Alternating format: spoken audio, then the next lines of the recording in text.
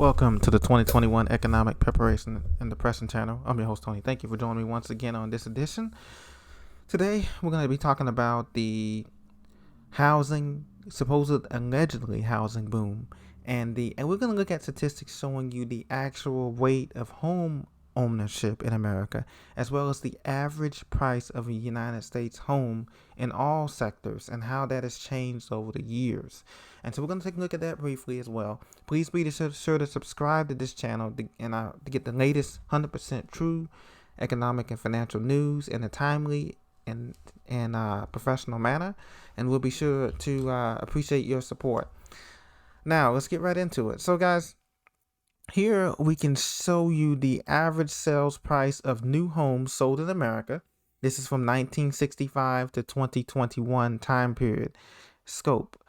So this is according to statistics.com, steer.com. As you can see, in 1965, it was only $21,000 US to buy a home. Okay, then we moved into 2010, just after the collapse, about $273,000. Okay. Then we went through 10 years later in 2020, it was up to $389,000. And now with this inflation adjusted, it's over $400,000 of new homes. This is not existing homes or used homes or resales or refis. The average price of a newly built home in the United States right now is $408.8 thousand.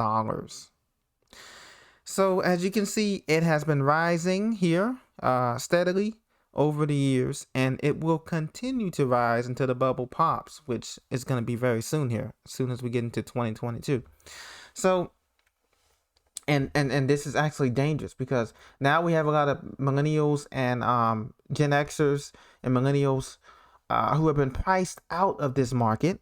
Either they're trying to buy a second home, a vacation home, or they're trying to get their first home.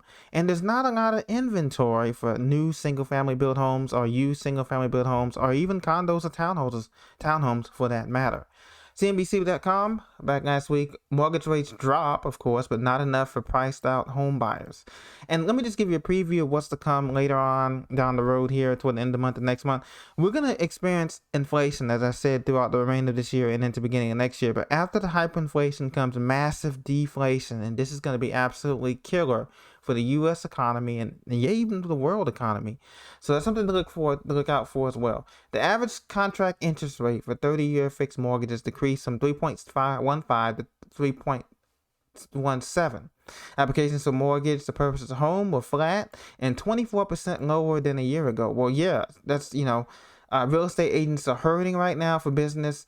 And this frenzy that we're seeing, we saw homes selling, cash offers, $100,000 above cash offer. Well, you have to remember, a lot of those homes are being bought by hedge funds, and they don't tell you this on like BlackRock and other hedge fund companies that buy up blocks and neighborhoods. They have the money to do that. They don't tell you this on CNBC or MSNBC or Fox Business or any of the business channels. They don't tell you that that's what's going on. And they're buying up these homes and turning them into condominiums and high-rise buildings to release out and rent out when the crash happens, after the crash happens, to people who are going to be homeless who bought in this bubble. And that's why I say to be careful. In your investment portfolio, you want diversity. I'm not a financial advisor, but I can tell you want to diversify your platform. Do not get sucked into putting all your chips in one basket, especially with real estate, because what goes up comes down. So, looking at the economic calendar, this is the Fed meetings and what they have coming up. We had the initial jobless claims this week. As you can see, we're still over 385,000 jobs we're losing. Now, this is an improvement. Let me give you the good news. The good news is it's an improvement. Remember before, a couple months before, we were talking about losing 500,000 jobs, just over 750,000 jobs a week. Well, now we're under 500,000. We're down to 370,000 jobs lost per week. So that's an improvement.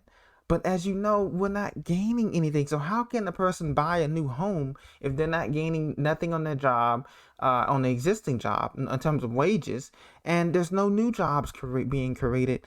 And we have the consumer price index and the core CPI increasing every month. Okay, so the meetings that's going to be coming up this next week and this coming week here for us. Okay, we have the retail sales, which are dismal.